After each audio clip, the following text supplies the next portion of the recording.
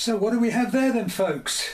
Well, actually it was the basic kit for a Skysurfer X8P that I saw at the bargain price of £35 including shipping on AliExpress. And here, a few days later, by the wonder of modern science, is the finished plane. So what is the X8P Surfer? It's actually a copy of the Hobby King Bixler, exactly the same motor, same specs. And the Bixler is reckoned to be one of the best beginner planes ever built. So easy to fly and not expensive, easy to repair because it's foamy. And I figured, seeing as how my other one, I'll show you here, is so battered after 5 years of crashes and nose being glued back on with hot glue and my FPV experiments, I figured it was time for a new one anyway and give me a chance to actually fit one out and make it rather beautiful as opposed to battered. So here it is finished. No instructions came with the basic kit, and I'm going to follow this little bit up with just what I had to do to put it together. Wasn't very difficult. Most difficult part really was gluing the two halves of Fuselage together and sticking on the decals, which I didn't put where they show them on the illustrations because it wouldn't go around that curve. I had to peel it off and put them there, but that's another story. I'll go into a little bit of detail in my following mini build blog, and if you've got any questions, please stick them in comments below. I'll also list the parts because I bought this without electrics, although I can see now for what it cost me I could have bought one complete with electrics for around £75. I'll put a link to the AliExpress kit in the description below. If you can find a very cheap kit version, I'll tell you the cost of the parts that I used. The motor, 2212 motor, you can buy for as little as £5. Speed controller was about 10 or 12. You can get 5 servos for probably £10 or something. So I think my total cost did work out at about £70 anyway, which isn't that much different to buying the plug and play version now. But all the same, I enjoyed building it, and the weather's been bad, so nothing else to do. But I'm well pleased with the way this has turned out. Centre of gravity has worked out just perfect with a 2200 3S up the front there. It's spot on the marks on the wing. There's loads of room in there for flight controllers if you want to do FPV. So all in all, a really brilliant flying machine and not expensive. If I get a chance to get out and give her a test flight, the maiden, I will link it at the end. But let's get on with putting it together. Right, well I already had some servos lying around. I'm going to go plastic, should be good enough I think, and already got a 30 amp cheapo speed controller, plus as luck would have it already had one of these cheapo 82212 6T 2200 kV motors, which as it happens was the perfect size for this mount. So getting on with it, fuselage is going to go together with Yoo-Hoo Paw this time, but I want to give it a good coating. Not sure there's enough in that tube. Last time I used, on my Bixler, I used hot glue, and you have to be so quick with it that I actually ended up putting a bit of a overlap in the end. Started at the nose, got to the tail and found it was about a quarter of an inch out. So this time it's going to be Yoo-Hoo Paw, and that should be good enough. I cut through the little connecting bits there on the ailerons and bent it a few times so that they're nice and flexible, and then centre the servo, fit servo arm, and I can glue in the control horns and make my control rods here. Both aileron servos in, and I'm just deciding what I'm going to do to the fuselage before taking the rather bold step of gluing it together. That's my receiver, FSI 16B. Have to use the bigger ones because they've got that output which actually goes to my Speedy Bee. So what I was curious to see was the width of them and how they're going to actually go in once this is glued together, because it's quite a narrow fuselage. But I think, looking at it,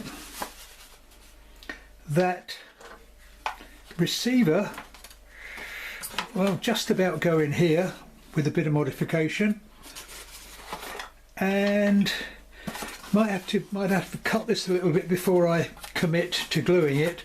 Be easier to actually enlarge that, but this should sit down in here. Yeah, if you look at the width of that, I've only got to cut that back by a very little bit to get this so that it will slide in, and I won't lose too much strength from the fuselage.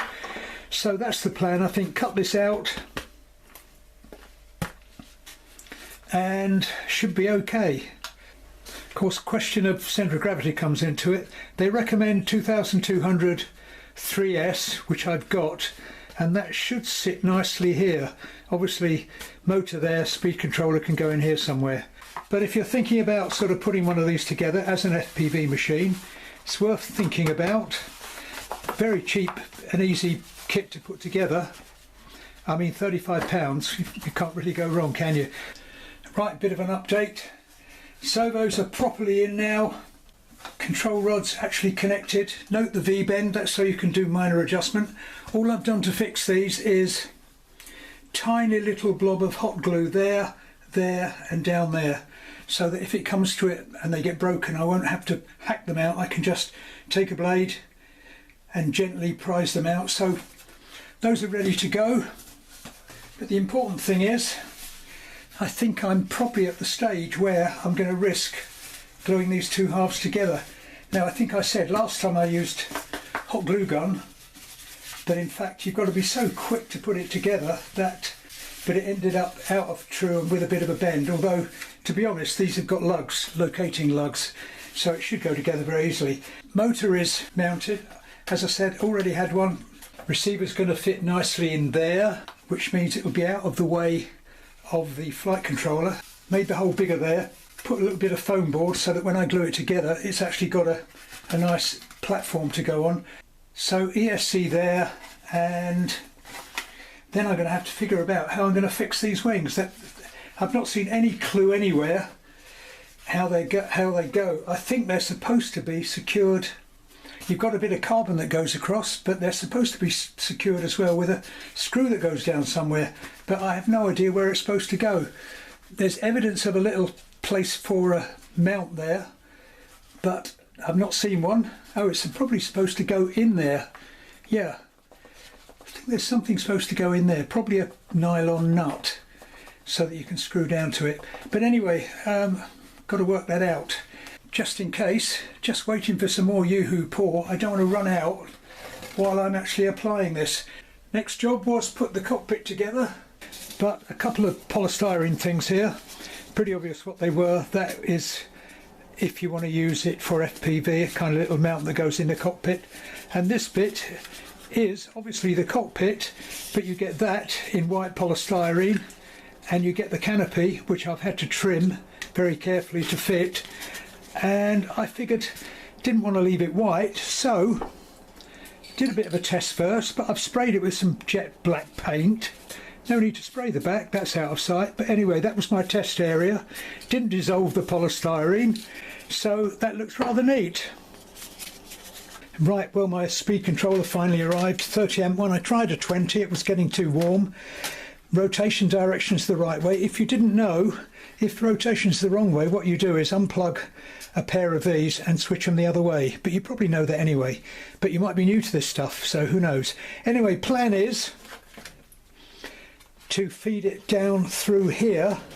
I've cut that, opened that a little bit. The airflow will go through here and out, so it's going to get some air. Obviously I'm going to need to extend the power lead to this, but that will be okay.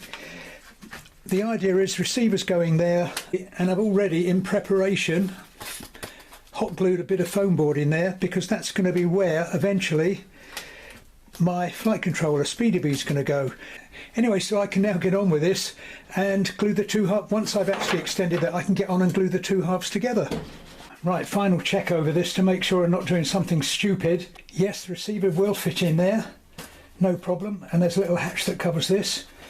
That's going to work fine. That's in the airflow. There's a scoop there, can you see that? Probably not. No, there's a scoop down here. There's an inlet scoop there, so airflow does go through that. And I will trim these off and glue on the XT plug just about there. I think that's fine. Yep, let's go. And another little tip, folks, if you haven't got one of these and you're new to this game, you'll find it hard to live without a pair of helping hands for soldering stuff together. So, little tip there. Anyway, I'm not going to do it on camera because I need to come round this side. Right, well, that's the worst part over. Can't say I was looking forward to it, but both halves are glued together and it looks pretty tidy. A little bit of glue there, which is annoying. Oh, it's peeling off. Little rub off. A little bit of glue there. I couldn't decide whether to do hot glue or Yoo-hoo pour. Tried using hot glue on my original Bixler, but it was a disaster because it started squeezing together here. By the time I got to the end here, there was an overlap. So this time it's a mix of hot glue here, here in the middle, big joints, but the rest of it, small seams, particularly this one, Yoo-hoo pour, and a bit of Yoo-hoo. So mostly though hot glue in the nose to make it really solid, and apart from a little bit there, it's pretty tidy. So here she is. Even the wings are glued on. That was a bit of a scary step.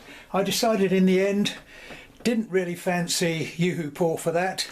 There is a carbon strut across here. Didn't fancy Yoo-hoo pour. I used some 2-part epoxy.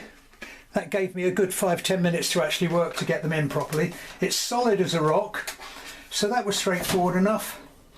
Had a bit of an issue with the motor once I'd glued it in. Having tested it before installing it, when it was fine, as soon as I ran it once it was installed, made a hell of a noise and rattled like crazy. First off, I thought it was the prop, so changed the prop. That didn't make any difference. Eventually did some surgery and I discovered that the shaft had actually pulled through. So luckily I had one on another old foamy that I'd built, scavenged that and installed that, and it's working fine now. And I'll buy another motor for £5. So no big deal about that. That is the recommended motor as well. Right, so a couple of hours later I'd completed the final touches. Let's take a closer look. First off, glued in a piece of foam board here so that I can secure the battery. A bit of Velcro there to hold it. And the 2200 3S that's recommended goes perfectly in there. And that is actually a little bit further back. And that is just about perfect. So, and lots of leeway there. If I add FPV gear on the front, I can always move it a little bit further back. I mentioned, plan is once I've actually test flown this, Speedy Bee flight controller is going to sit just on my little, you can't quite see it, on my little space there. So that's fine. One interesting thing I noticed was this version actually has a hatch here, and strangely enough, to accommodate receiver, Speedy Bee board and so on, that is exactly what I did on my old Bixler here. Basically I just cut a section out here, and exactly the same as it is on this one. My receiver is sitting there. Difference on this one is, because I had a more chance to think about what I was doing this time, speed controller isn't here, which isn't ideal really because it's bang right next to the receiver. Speed controller is exactly where I said I was going to put it. It's tucked down inside there, so basically, because I had a chance to actually work this out before I started, it sits in here, gets a bit of airflow from the scoop in the front. Oh, incidentally, that just brings me to say I've actually found some wheels that go on and fit that hole. £2 from AliExpress, what can you say? As you can see, receivers in with the antennas there in a nice V for maximum reception. A bit of tape over there. Put some high-vis stripes on so that it'll help me see it in the sky and just differentiate the underside from the top side. Don't think there's much else to add there really. Oh, a couple of little things. I think I mentioned earlier, one of the problems was getting these to stick. They are still not very happy in that curve. So if I was building another one, I'd probably put them even further down in the flat space because they do not like going round bends. But apart from that, I think it's one of my best looking ever planes. So I'm absolutely chuffed to bits with it. And like I say, I mean, it's cost me about £70 complete to build, which is mega cheap. And as I also said at the beginning, the Bixler and this carbon copy of it is probably one of the best beginner planes there is. It is just so easy to fly, has such easy characteristics, very, very forgiving and easy to put together if and when you do crash, which you probably will if you're a beginner. So, gonna leave it here. Unfortunately, weather's too bad for a maiden, but as soon as I get one, I shall link it at the end. And all there is to say is thanks for watching. Check out some of the other stuff on my channel if you've enjoyed this, and please give it a like if you've enjoyed this build blog. Loads of cheap foamy conversions on my channel, so check those out, and hopefully I'll catch you later when I get a chance to maiden this. And I'll leave you with, I mentioned the little cheap foamies. Well, in fact, there are loads of copies of these around. This was my first twin EDF build. It flies absolutely like a dream, and as you can see, it's also got a T-tail. I just think it looks great. And believe it or not, these EDFs were 2 for £10, which is just ridiculous. So I'll leave you with that, and hopefully catch you soon for the Maiden of the Sky Surfer. Bye for now.